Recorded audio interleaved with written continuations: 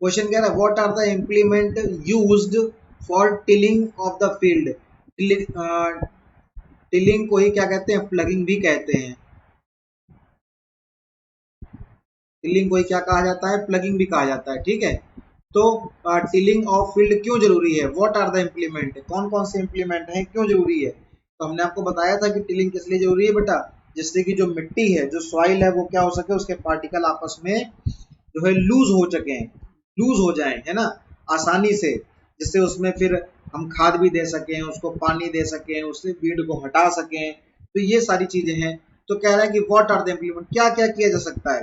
तो क्या किया जा सकता है, तो कुछ ऐसे टूल होते हैं, क्या होते हैं, कुछ ऐसे टूल होते हैं, कुछ ऐसी सामान है जिनकी सहायता से क्या कर सकते हैं हम, जिनको इम्प्लीमेंट कर दिया जाए तो उससे क्या हो जाएगा, टिलिंग ऑफ फील्ड हो जाएगा, प्लगिंग हो जाएगा। तो कौन कौन से, देखो ये सबसे पहला आपको दिख रहा है, इसका क्या नाम है, इसका नाम है प्लो।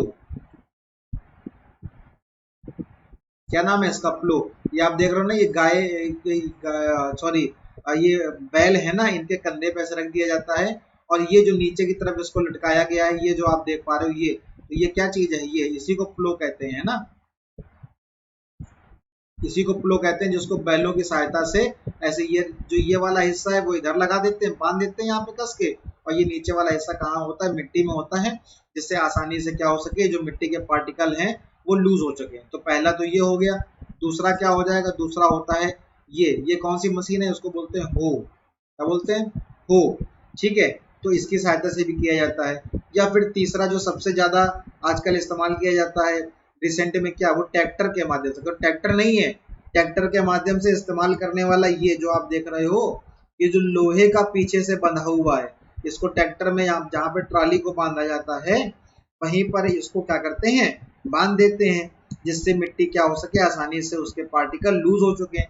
अच्छा, इसमें ज्यादा मेहनत भी नहीं पड़ती। अब इसमें कितनी मेहनत है, बेचारा देखो ये आदमी लगा हुआ है पीछे, और ये जब तक खेत पूरा जोत नहीं दिया जाएगा तब तक ये बैलों को ऐसे हाँकता रहेगा, तो कितनी मेहनत पड़ेगी। तो इसमें मेहनत बहुत पड़ती है, इसमें भी मेहनत पड़ती है। लेकिन तीसरा वाला ये सबसे आसान रहता है। इसको क्या बोलते हैं बेटा, इसको बोलते हैं कल्टीवेटर।